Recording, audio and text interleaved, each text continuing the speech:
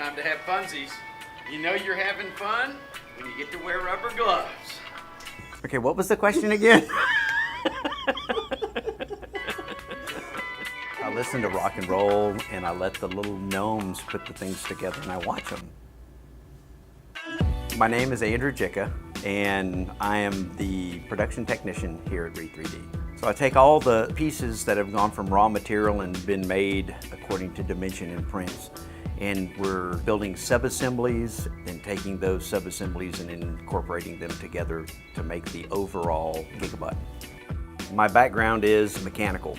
I have a license to work on aircraft. Used to work on the U-2 spy plane. There we go.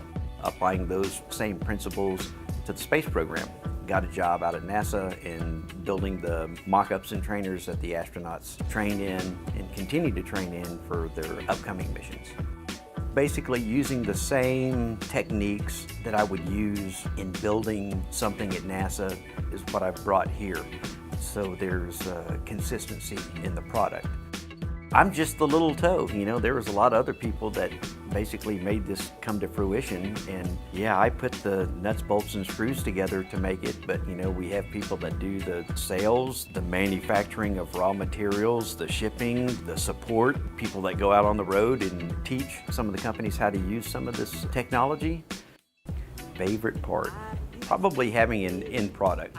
The first time that I built a bot, having somebody put a file into it, not just a test print, but an actual, you know, print, a real print. Yeah, that was a good feeling that, you know, everything that you've done, this is ultimately what it's doing, is printing out a car or boat or hand. It was cool.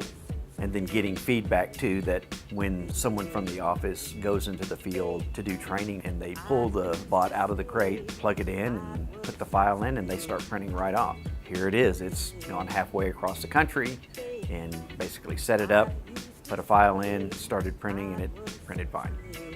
Do you think there's anything about Re3D that people would be surprised to learn? That I work here?